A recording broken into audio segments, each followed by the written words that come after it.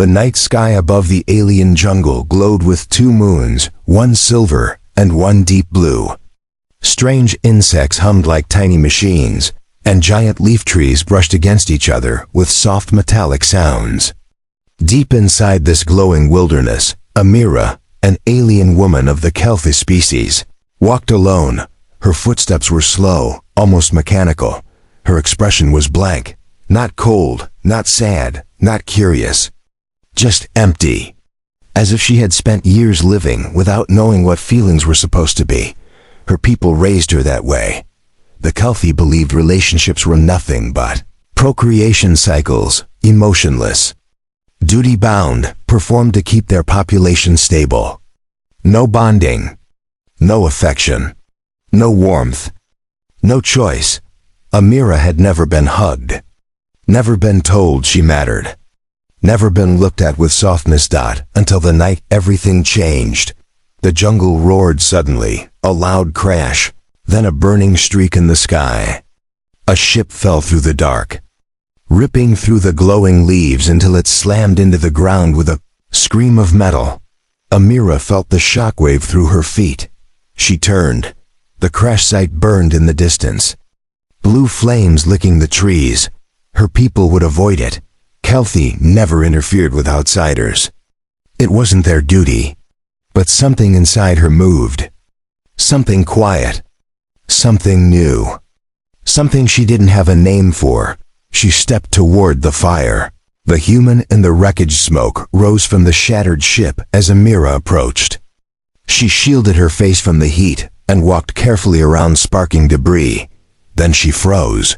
Human man lay half buried under a metal beam, coughing and trying to pull himself free.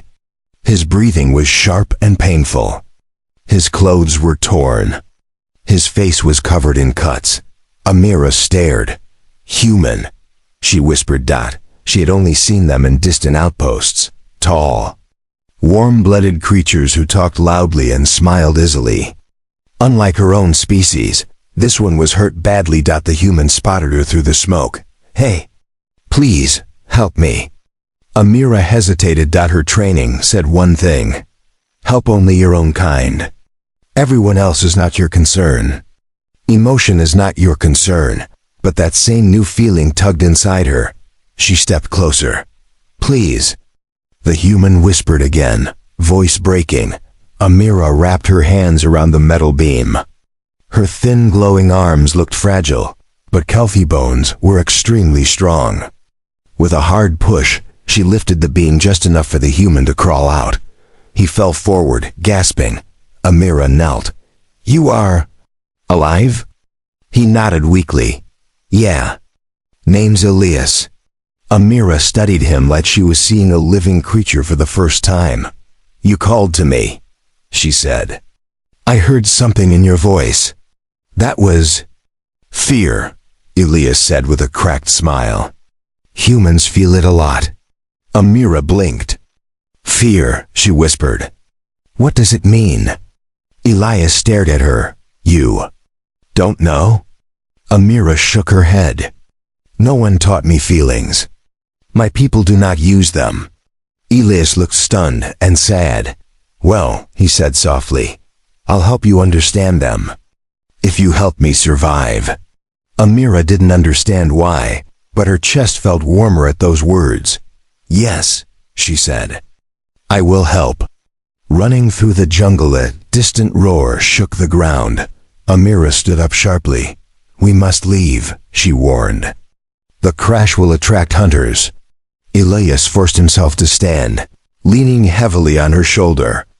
Amira felt something strange again, the warmth of another body. She had never touched someone with purpose before. Together, they moved deeper into the glowing jungle. Branches shimmered with soft blue lights. Strange beasts howled in the distance. The ground pulsed with bioluminescent veins like blue rivers under the soil. Elias stumbled suddenly. Amira caught him, holding his weight gently. You are weak, she said. He laughed weakly.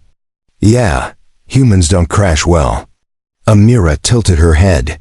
Your voice. It changes when you laugh. That's what laughing is, Elias said. It means happiness. Amira repeated the word slowly. Happiness. Elias nodded. It's something you feel here, he said, touching his chest. Amira looked at her own chest. What do Kelfi feel? He asked softly. Amira looked away. Nothing, she said. We were trained to feel nothing, to care for nothing. Our purpose is only continuation of species. Elias's face softened with deep compassion. That sounds lonely, he whispered. Amira blinked fast, eyes trembling. No one in her life had ever spoken to her like that. Softly, sincerely, without command or duty. She swallowed. Elias, what is loneliness? He smiled sadly. It's when you have no one who sees you. Amira felt something heavy break inside her. Then, I have always been lonely, she whispered. Elias placed a gentle hand on hers. You're not anymore. I see you. Amira's heart did something she wasn't prepared for. It warmed. It fluttered. It felt the shelter of discovery. They reached a cave hidden behind giant leaf flowers. The inside was warm, filled with soft amber light. Amira guided Elias in and helped him sit. He exhaled deeply. You saved me again. Amira stared at him. You say that word often, she whispered. Save, well, you keep doing it. Amira felt strange pressure in her chest. Why do I feel warmth when you say good things to me? She asked. Elias chuckled softly. That might be affection. Affection, she repeated carefully. Explain. Elias looked into her glowing purple eyes. It means caring about someone, wanting them to be safe. Amira's breath caught. No one has ever cared about me, she whispered. I do, Elias said simply. Amira's markings glowed brighter. Why? She whispered. I am alien, different. My people only see me as part of a cycle, not as a person. Elias shook his head. To me, you're a person. A real one. And you saved my life. And you're kind, even if you don't realize it yet. Amira covered her mouth with her hand. Something inside her chest felt tight, warm, and painful all at once. I feel something, she said. It hurts, but also feels good. Elias smiled softly. That's emotion. Amira looked confused and hopeful. Emotion is this? Yeah. She placed a hand on her chest, breathing slowly. I want more. Elias nodded. And I'll help you understand it. Understanding what she was never taught later. As the wind howled outside the cave, Elias leaned back against the wall. Amira sat beside him, closer than she ever sat beside anyone before. Her voice was soft. Elias, on my world, we learn only biological duty. No closeness. No connection. No touch except for function. Elias listened quietly. But with you, she continued, when you hold me or speak softly, something changes inside me. Something new. Elias spoke gently. That's because you're not a machine, Amira. You were never meant to live without feelings. Amira's eyes glowed. Is this what humans call being alive? He nodded, yes. She looked at him, really looked, and her voice shook. You make me feel alive. Elias's hand brushed hers. And she did not pull away. Her glow brightened. She whispered, I did not know affection. I did not know comfort. I did not know what it means to be close to someone. She leaned her head lightly on his shoulder. But you changed everything. Elias rested his cheek on her head, and you changed me too. Amira closed her eyes, allowing warmth to fill her for the first time in her life. Two hearts on an alien planet. The storm outside faded. The jungle quieted. Inside the cave, an alien woman who once understood only duty now understood something much deeper. Not desire, not instinct, not biology. But emotional intimacy, closeness, affection. Connection. She whispered softly. Elias. Now I know what humans feel. I know why you care. Why? He asked gently.